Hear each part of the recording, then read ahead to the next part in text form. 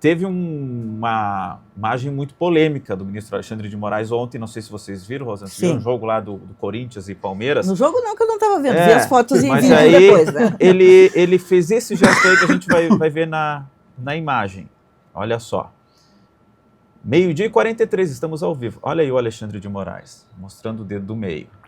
E alguma discussão aí... Não ele sei foi se vaiado, tá? Vaiado. O contexto, ele foi vaiado, eu já hoje, no Gaúcho Atualidade, eu já disse, não precisava disso, tá? Erro, não tem que fazer esse tipo de gesto, é uma pessoa pública fazendo esse tipo de gesto, ele que já tem tanta gente contra ele, questionando as decisões dele, as decisões corretas dele, as decisões erradas e as corretas são questionadas, não tem que fazer esse tipo de coisa. Muda alguma coisa para efeito de julgamento? Não muda nada. E eu quero também corrigir uma coisa que as pessoas disseram aqui, eu acho, os ouvintes falam as decisões monocráticas. Ali ele está praticamente monocrático. As decisões monocráticas dele não são decisões monocráticas, todas as decisões dele foram referendadas ou pela Câmara, que são aqueles ministros que compõem a Câmara, os 5 aqueles, ou pelo plenário todo. Então não é assim. E as decisões dele, essa sanção contra ele, ela foi repudiada pelo Supremo como um todo, pelos demais ministros e até pelos presidentes da Câmara e do Senado, porque é uma afronta à soberania brasileira mesmo. Independentemente de erros e acertos do ministro em questão, hoje o criador da Lei Magnitsky se manifestou sobre a aplicação no caso dele, disse que é um erro.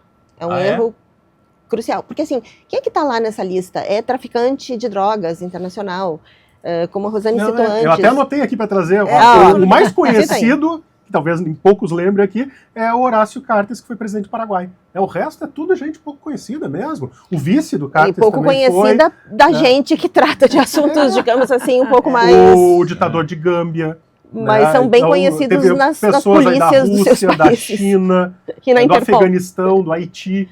Então, de fato... Mas tem muita gente que poderia, se ele usar o mesmo critério que ele usou, nossa, ele enquadraria meio mundo, né? E ele tem relações bastante próximas com ditadores de quinta categoria, como o caso da Arábia Saudita, onde se mata os jornalistas que criticam.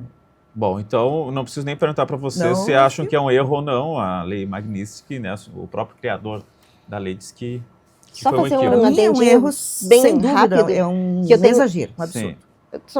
Vai, Marta. Eu tenho lido coisas que têm me preocupado, que assim, as pessoas dizem assim, a Lei Magnitsky prevê isso, então Alexandre tarará. A Lei Magnitsky é um caminhão, um guarda-chuva, exatamente. E foi aplicado ao ministro do STF brasileiro,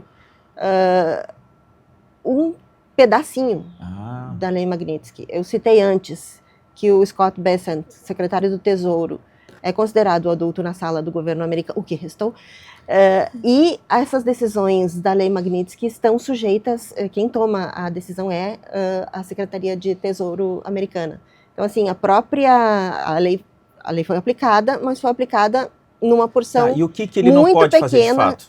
Não pode ter conta nos Estados Unidos e não pode ter propriedade nos Estados Unidos. Quer dizer, não pode vender. Pode, mas está bloqueado. Não pode vender. E o que disseram de ele não poder usar o cartão? Ele pode. Não, isso não está. O Mastercard é europeu, coberto. Poderia. Até em Cuba aceita o Mastercard. O Visa, que é americano.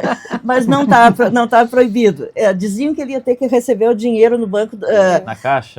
Em espécie. Poderia. Né? O guarda-chuva permitiria ser... Mas não foi aplicado. Mas não foi aplicado. Então, na prática, não tem nenhum efeito. Não tem nenhum efeito. Aí tem o visto, já tinha sido cassado. Constrangimento, e ele não tem visto, porque não tinha renovado. Deixou vencer, faz 2 anos. Tá, mas assim, mais uma vez, de modo... É simbólico. De modo simbólico, tá? De modo simbólico, considerando essa punição simbólica.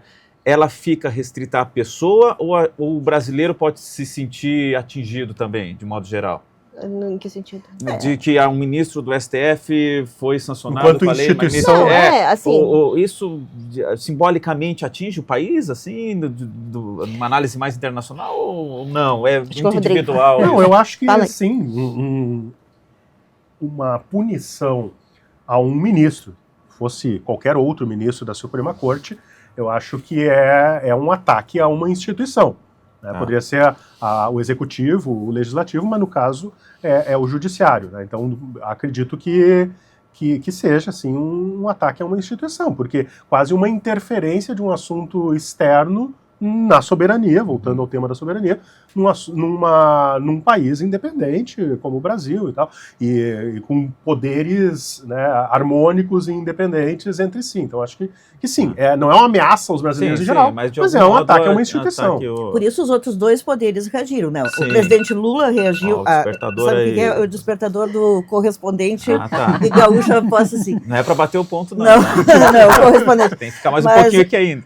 Então, teve a reação do presidente Lula e dos presidentes da Câmara e do Senado contra isso também. É para se sentir de fato ofendido, porque deixa uma autoridade brasileira numa lista que tem traficantes, né, essas pessoas desse nível. Mas tem muito boato, muita bobagem de rede social que circula e as pessoas levam a sério, como, por exemplo, dizer assim, agora a União Europeia está pedindo uma sanção parecida para o Xandão, que é como eles gostam de chamar o ministro Alexandre de Moraes.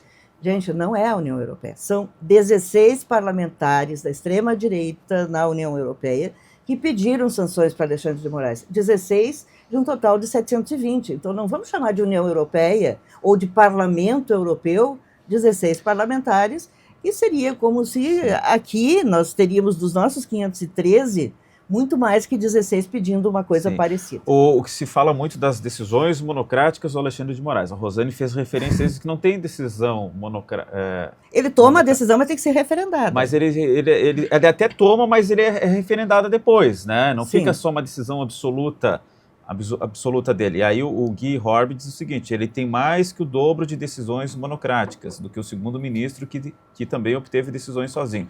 Por isso ele passa uma impressão de que está, sim, entre aspas, governando sem o poder do voto, assim, ditando as regras dele.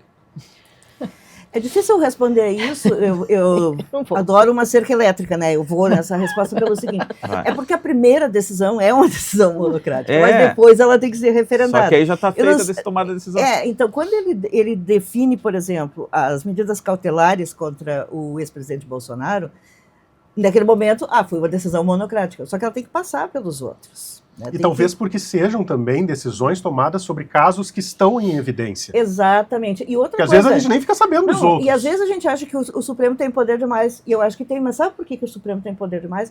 Porque quando eles não se acertam no nível da política, que fazem? Esquerda e direita correm para o Supremo para reclamar. Então não conseguiu um acordo, entra no Supremo. Derrubou o Lula lá, derrubou o IOF, corre para o Supremo. Aí o Supremo tem que se manifestar. Ou o Congresso não tem coragem de enfrentar uma determinada legislação porque acha que o certo seria fazer, mas vai perder voto fazendo. Caso do casamento homoafetivo, por exemplo, o Congresso, por medo de desagradar a tradicional família brasileira, não legislou.